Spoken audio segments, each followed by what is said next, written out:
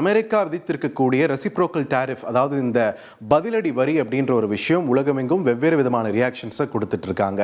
ஒரு பக்கம் ஒரு சில நாடுகள் இது ரொம்ப தப்புங்க, இவ்வளோ வரி எல்லாம் விதிக்கக்கூடாதுன்னு சொல்கிறாங்க. இன்னொரு பக்கம் இப்போ அமெரிக்காவில் ஒரு கேப் ஒன்று வரும் மார்க்கெட்டில், அதை நம்ம பயன்படுத்திக்கலாம்னு யோசிக்கிறாங்க. இன்னும் சிலர், அதாவது நம்ம சீனா தரப்புலேருந்து பார்த்தீங்களன்னா அமெரிக்காவை பதிலுக்கு பதில் வாட்டி வதச்சிட்டு இருக்காங்க. அதுலேயும் குறிப்பாக சீனாவில் இருக்கக்கூடிய சாமானிய மக்களை கூட அமெரிக்காவை வீடியோ போட்டு, அதுவும் ஏஐல உருவாக்கின வீடியோ போட்டு கலாய்ச்சிட்டு இருக்காங்க. சீஸ் பர்கர் மாதிரியான ஜங்க் ஃபுட்லாம் சாப்பிட்டு உடல் பருமனால் அவதிப்படக்கூடிய அமெரிக்கர்கள் தான் சீனாவுக்கு போட்டியாக உற்பத்தி துறையில் சாதிக்க போகிறாங்களா அப்படின்றது தான் இன்டர்நெட்டில் பலதரப்பட்ட சீன மக்களும் அமெரிக்காவை தொடர்ந்து கிண்டல் பண்ணக்கூடிய ஒரு தலைப்பாக மாறி இருக்கிறது.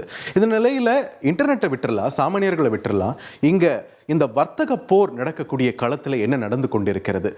அமெரிக்காவின் ட்ரம்ப்புடைய இந்த பதிலடி வரி, இதற்கு சீனா தரப்புலேருந்து என்ன மாதிரியான ஒரு ரெஸ்பான்ஸ்ன்னு கேட்டிங்களேன்னா, தொடர்ச்சியாக இந்த அறிவிப்பு வந்ததிலிருந்தே சீனா அமெரிக்காவை சீண்டி கொண்டு தான் இருக்கிறது. களத்தில் சீறுகிறது சீனா. ஆனால் தற்போது நடக்கக்கூடிய நிலவரத்தெல்லாம் பார்க்கும்போது ட்ரம்ப் கொஞ்சம் தள்ளாடி தான் போயிட்டாரோ அப்படின்ற ஒரு கேள்வியும் எழுப்பப்படுது. ஏன்னா ட்ரம்ப் அறிவித்த பதிலடி வரைக்கு ஒரு 90 நாட்கள் லீவ் விட்டுருக்காருங்க.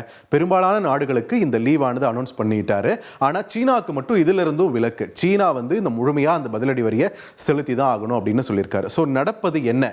அமெரிக்காவுக்கும் சீனாவுக்கும் நடக்கக்கூடிய இந்த வர்த்தக யுத்தத்தில் யார் சம்பாதிக்க போறா, யார் இழக்க போறா அப்படின்றது தான் நாம் இந்த தொகுப்பில் நம்ம பார்க்க இருக்கிறோம்.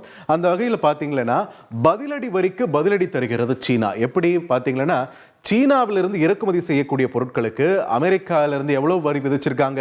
145% வரி விதிச்சிருக்காங்க. ஆனால் சீனா இதுக்கு சும்மா இல்லை.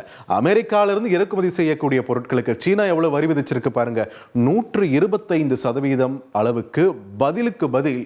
அந்த பக்கம் எவ்வளோ ஏற்றுறாங்களோ இந்த பக்கமும் அதே பர்சன்ட்டுக்கு ஏற்றக்கூடிய முனைப்பில் தான் சீனா செயல்பட்டு வருது. இதனால ரெண்டு பக்கமும் பாதிப்பு இருக்கான்னு கேட்டிங்கன்னா கண்டிப்பாக பாதிப்பு இருக்கு.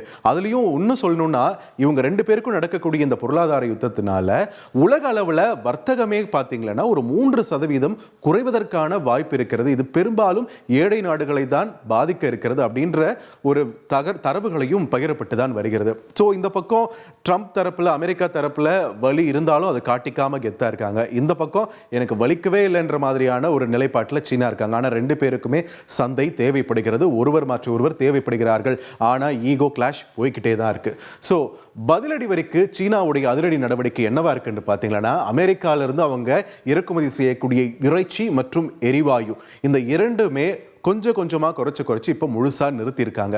இதில் என்ன ஒரு இன்ட்ரெஸ்டிங்கான ஒரு விஷயம்னா, அமெரிக்காவிலிருந்து பார்த்தீங்கன்னா பெரும்பாலும் பீஃப் தான் அங்கே இம்போர்ட் பண்ணிட்டு இருக்காங்க சீனாவில். இது அமெரிக்காவோட மத்திய பகுதியில் இருக்கக்கூடிய மக்கள் தான் பெரும்பாலும் இந்த பீஃபை இங்கே எக்ஸ்போர்ட் பண்ணிட்டு இருந்திருக்காங்க. இப்போ சீனா தரப்புலேருந்து இதை நிறுத்திட்டதுனால என்ன ஆயிருக்கு?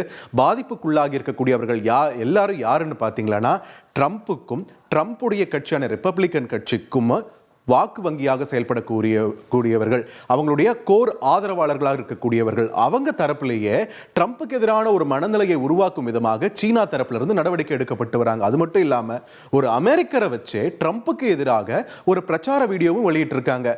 அமெரிக்காவில் தான் நான் பணிபுரிஞ்சிட்டு இருக்கேன், இங்கே சீனாவோடு தான் வர்த்தக உறவு வச்சுட்டு இருக்கோம். ஆனால் இப்போ சீனாவிலிருந்து நம்ம இறக்குமதி பண்ணுறதுக்கெல்லாம் அமெரிக்கா தரப்புல இருந்து இவ்வளோ வரி விதிச்சா அதுக்கான விலையை மக்களாகிய நீங்கள் தான் கொடுக்க வேண்டியிருக்கும்னு அவரும் மிரட்டுறாரு. ஆனால் இது வீடியோவில் இருக்கிறவர் அமெரிக்கர், எடுக்கப்பட்டது அமெரிக்காவில், அந்த வீடியோவை பகிர்ந்தது யாருன்னு பார்த்தா சீனா.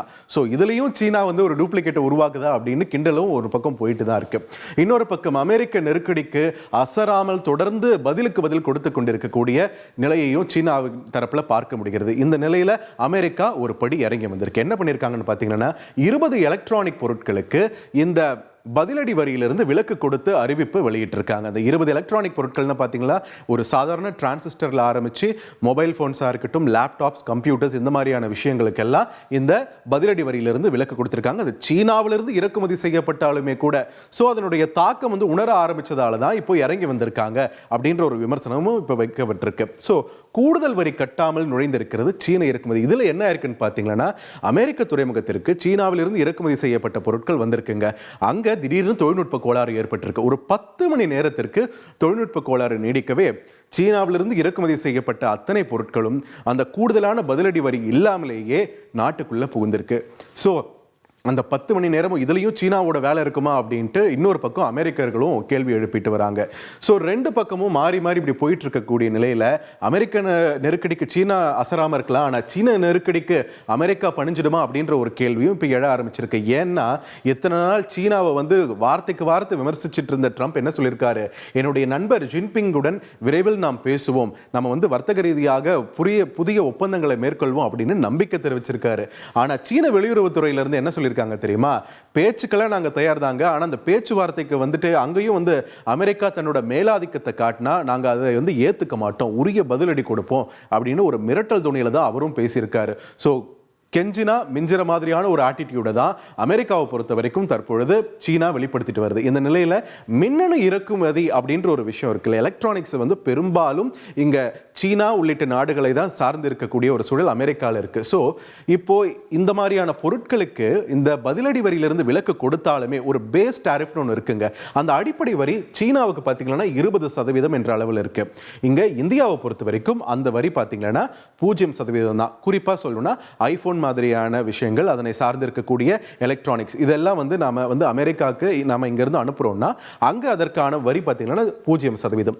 வியட்நாம்ல இருந்து சாம்சங் மற்றும் அதனை சார்ந்த எலக்ட்ரானிக் பொருட்களுக்கு 0% வரி. ஸோ இங்க இந்தியாவுக்கும் வியட்நாமுக்கும் ஒரு சந்தை திறந்திருக்கிறது. என்னன்னா அமெரிக்காவில் இருக்கக்கூடிய அந்த எலக்ட்ரானிக் சந்தையில் சீன பொருட்களை விட 20% விலை குறைவாக இந்திய மற்றும் வியட்நாம் பொருட்களை விற்கலாம் அப்படின்ற ஒரு சந்தை ஓப்பன் ஆயிருக்கு. இதை இரண்டு நாடுகளுமே பயன்படுத்திக்கும் பட்சத்தில் இந்தியாவுக்கு வியட்நாமும் டஃப் தரும். ஆனால் இந்த மார்க்கெட்டை நம்ம பயன்படுத்திக்க வேண்டியது நம்ம பொறுப்பு அப்படின்ற ஒரு விஷயத்துல தான் இங்க நம்மளுடைய மத்திய வர்த்தகத்துறையுமே கூட செயல்பட்டு இருக்காங்க. ஸோ ஒரு பக்கம் சீனாவுக்கும் அமெரிக்காவுக்கும் போயிட்டு இருக்கக்கூடிய இந்த பொருளாதார யுத்தத்தால் அந்த இரண்டு நாடுகளும் தாக்கத்தை சந்திச்சாலுமே பெரும்பாலான பாதிப்புனா சிறிய நாடுகளுக்கு தான். குறிப்பாக சொல்லணும்னா ஏழை நாடுகள், அவங்க இந்த இரண்டு பெரிய நாடுகளையும் நம்பி இருக்கக்கூடிய ஒரு சூழலில் இந்த பொருளாதார யுத்தத்தில் இவங்க இப்போ என்ன பண்ணியிருக்காங்க பார்த்தீங்கன்னா, இந்தியா மட்டும் இல்லாமல் இந்தியாவோடு சேர்த்து பிரேசிலிலுமே பார்த்தீங்கன்னா பாப்புலேஷன் கொஞ்சம் அதிகமாக இருக்கிற காரணத்தால் இந்த பெரிய சந்தையை வந்து நாம் ஏன் பயன்படுத்திக்க கூடாது அப்படின்ற ஒரு நம்பிக்கையோடு அந்த சிறிய நாடுகள்லாம் எதிர்நோக்கி கொண்டிருக்கக்கூடிய ஒரு சூழலையும் பார்க்கிறோம். ஊர் ரெண்டு பட்டா கூத்தாடிக்கு கொண்டாட்டம்னு சொல்லுவாங்க. அந்த மாதிரி இப்போ வர்த்தக ரீதியாக இந்த இரண்டு வல்லரசு நாடுகள் மோதிக்கொண்டாலுமே கூட அதனுடைய பலனை இந்த இடத்துல நம்ம சுயநலமாக தான் யோசிக்க வேண்டியதா இருக்கு. இந்தியா எப்படி அறுவடை செய்ய போகிறது அப்படின்ற ஒரு எதிர்பார்ப்பும் இங்க இருக்கிறது. வரும் நாட்கள்ல இந்த மோதல் முடிவுக்கு வருமா இல்லை இன்னும் தொடரதான் போகிறதா என்பதை எல்லாம் நாம் பொறுத்திருந்துதான் பார்க்க வேண்டும். உங்கள் தந்தி ஒன் தொலைக்காட்சியில் கால பைரவன் தினமும் காலை 8 மணிக்கு காண தவறாதீர்கள்.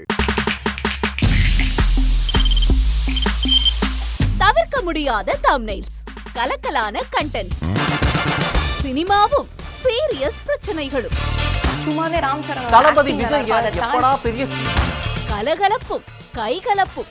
Me too love you. Thank you. அவருக்கு அந்த மாஸ் ஏத்துறது தியேட்டர் தெரிக்குதுனாலே டன் தான்.